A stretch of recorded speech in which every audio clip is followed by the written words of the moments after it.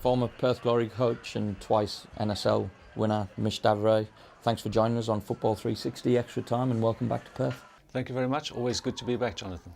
Mich, you've been based in South Africa since you left Perth Glory. Can you tell us a little bit about life at Bloemfontein Celtic? Yeah, I'm the technical director at Bloemfontein Celtic. Now, there's a lot of confusion about technical director roles. Some people say I'm the coach in waiting, and that's certainly not the case. I'm thoroughly enjoying it because what I'm able to do is focus more on the medium long-term plan. As a coach, really, you only got to focus on the next game. In my position, I'm able to focus and plan a little bit more for the long-term future of the club. And how is the long-term future of Bloemfontein Celtic yeah, looking at the moment? Going all right. Yeah, I think I've broken down a few doors. A few barriers, and it's going well. You know, we've got our own training facility. We put artificial pitches in. We started a proper youth development academy, which wasn't there before. I've also got to keep my eye out on the first team, you know, because obviously that's the pinnacle, the bread and butter of the club. How often do you get back to Perth then? Obviously, it sounds like a fairly demanding role. Yeah, I get back twice a year. I get back generally during the festive season. The league goes into recess, Christmas, New Year, and then of course the end of the season, which is end of May time for a few weeks. So where's home, Mich, for you? Jonathan, I'm torn. And my family, my wife, my family are here. I've got a lot of good friends here, and my home is here. Initially I went to South Africa on an 18-month to 2-year contract, and I'm now halfway through my 5th year. So, yeah, the more I'm there, the more I'm enjoying it. But I think home generally is where your roots are. I've set down roots here, so home is Perth. Mich, you're the only coach to have led Perth Glory to a National League championship, and you did it twice in 2003 and 2004. What was the key ingredient in that success? Generally, I think that the team was together. There a togetherness on the pitch. There was a togetherness off the pitch. They went out and socialised together. I think it was very important. We had a good team spirit. But second of all, I think we had a lot of winners, a lot of players who would make a difference during the game. If the game was tight, players who could unlock doors. And I'm thinking obviously of Bobby Despotowski, Damon Morey. And the old cliche in football is that when you to win a title, you build from the back and you make sure you've got a sound defence. Well, we had a good defence. In Jason Pekovic, we had a very good goalkeeper. We had a good back four with Scotty Miller and Jamie Harnwell and David Tarker and Matty Horsley. So we had a good back four. But we always knew that even if teams came to Perth and they were going to score a goal against us, we would score 2. Is there a single moment that sticks out in your mind as to, you know, the highlight of your time at Perth Glory? There's many highlights, but I think winning the first grand final. If you remember the famous or infamous final against Wollongong Wolves when we lost in the penalty shootout, I think everyone in Perth will remember that game. And then in my first season in charge, although we won the league, we got to the grand final and we lost the final 1-0. And then people started referring to Perth Glory as chokers. So the very next season, when we got to that final again and we won it for the first time, I think that probably sticks out in my mind. Glory obviously lost a bit of that lustre, you know, to win the last 2 NSL championships, going into the A-League. It wasn't the Glory of old. What do you put that down to? What happened in the interim? Well, I think the break from the old NSL to the new A-League, that break, I think it was 12 months if I'm not mistaken. I think that destroyed Perth Glory in many ways. You know, that was the change of the guard. We had momentum going. I think if we had carried on, we would have won the league for the following few years. But I think that break of 12 months destroyed Glory. But the emergence of the A-League was seen as a good thing for the Australian game and to try and get things right from a commercial perspective. In the long run, will it be a good thing for Perth Glory? In the long run, yes. I think it was. Look, I'm a little bit detached now, so I can't. Perhaps speaking out of turn here, but there's still, for me, there's still too many club owners reportedly losing too much money. Now we know football is a wealthy man's toy, if for want of a better phrase. But no matter how much, I think I've learned, and this not for me personally, but no matter how much money people have, no one continuously likes to lose money, especially in the sums of money that's reported in the press. So I think I would like to think that there's somewhere in the model of the A-League there has to be tinkered a little bit, because you can't have multi-millionaires or billionaires, whatever the case is, throwing the towel in because they're losing too much money. What does it say for the rest of the people? So the model of the A-League, I think, needs to be looked at and tinkered at slowly, slightly. When the A-League started, you moved away from the coach and into a director of football position. What were your thoughts about that? Was it the fact that you'd had success as a coach and you felt like you could move on, or? Yeah, as I said, so one of my frustrations in coaching was that I couldn't plan too far ahead. My role is almost like a CEO's role, but on the technical side. So I'm responsible for the hiring, the firing of the coaches, all the coaching staff, the medical staff, the players. And I think I take pressure off the coach, because all he has to do then is focus on the weekend's game. I'm also the buffer between the coach and the directors and owners. So if they've got any gripe, they've got any problem, they come to me. In that way, I take some pressure off the coach as well. Perth Glory don't have a position for a technical director or director of football. Can Perth Glory benefit from that role? I don't know the structures of Perth Glory right now, but like I said, I think that the Perth Glory could benefit from a technical director, because another thing is that I'm the buffer. Technical director is a buffer between the coach and the board of directors. Very often you get a board of directors of a football club who have got the money, but they don't necessarily know much about football, so they will go in a meeting and heavily criticise a coach after a defeat, and the coach then feels under pressure. I'm the buffer. Anything that our directors want to say on the technical side comes to me, and I've got to sort it out and solve the problem. So there's the buffer factor, which I think is important for any coach. Any interest on your part in coming back to Perth and Perth Glory at some point, Mich? Probably, yes, Jonathan. In a word, yes. Anytime soon?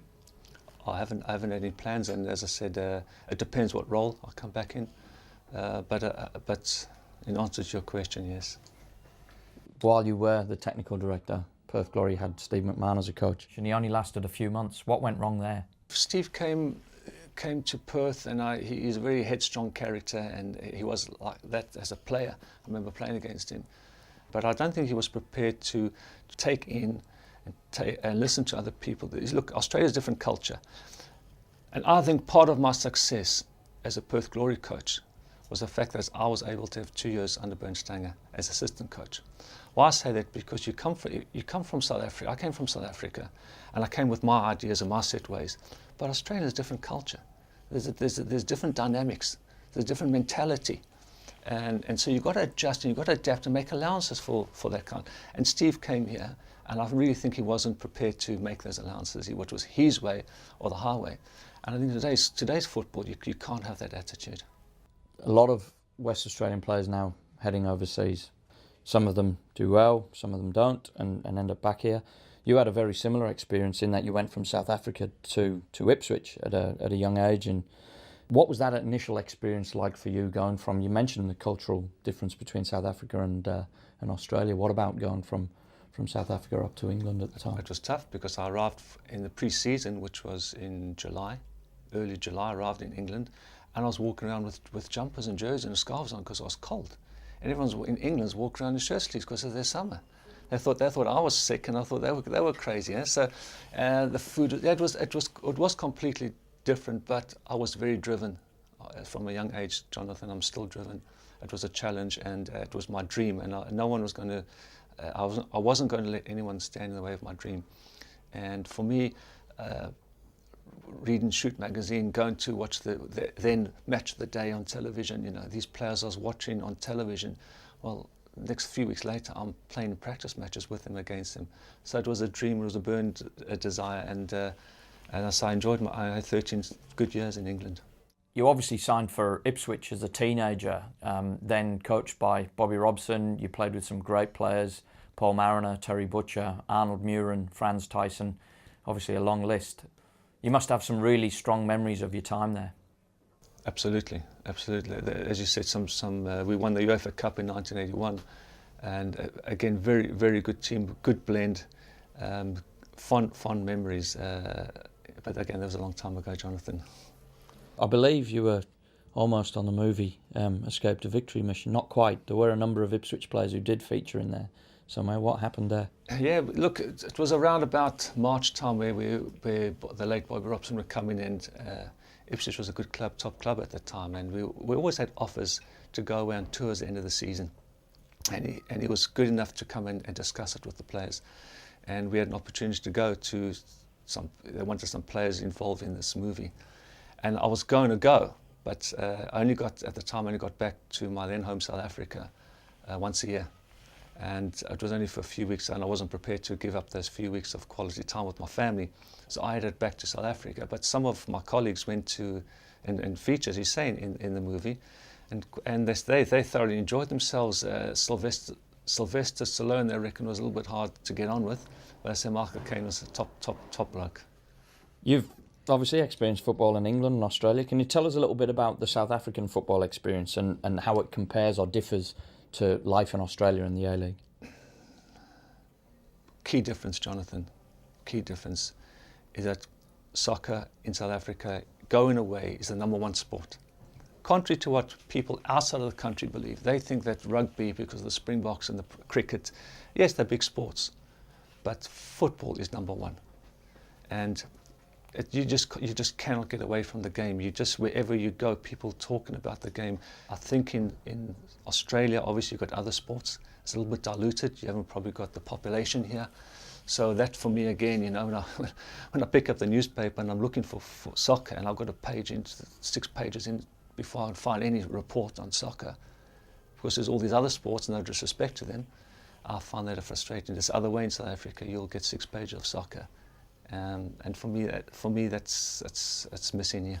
When I first got back to South Africa, this is the true story. I hadn't been back for many years, and I went back in 2008. And I think the last time I was back was about 2000. For 8 years later, I arrived at the airport, and I went for my luggage, and a guy came and said to me, "Mich, how are you? Where you been? I haven't seen you." And it's not an ego thing, but it's just people, because they follow the game so religiously that you miss that. How's the standard of the two competitions compare, Mich? The standard of the A-League they mustn't be underestimated. I think there's some good football being played, and I think what Australia always has and always will do, they play to their strengths. So generally, Australians are strong boys, big lads, physical lads. I think that's possibly why a lot of them do well in the English leagues. And I think they've got that right. They've got the basics, they do well, but I think they do lack a little bit of African flair. Someone with a bit of that X factor. Although I see now they're bringing some Asian, some Japanese players in. I think they've tried some Brazilians, and I think if they could bring some more of those quality players in, I think it will add value to the league here. You left Perth and went to South Africa just as that country was gearing up for the World Cup. What was that experience like? I was gobsmacked at the place, Jonathan. Everyone was gearing towards this 2010 World Cup, and the whole country came together, unified, and it was a fantastic World Cup. I think South Africa has failed because I think they had a golden opportunity post World Cup. Whilst the euphoria was high, whilst the interest was high, and a lot of foreign interest, to ride on the back and to keep that going, I don't think they've done it quite as well as they should have done. And now we 3 years later, I think we slowly slide in backwards. Just finally, Mich, and probably most importantly, how's the coffee here at Tarts in Northbridge?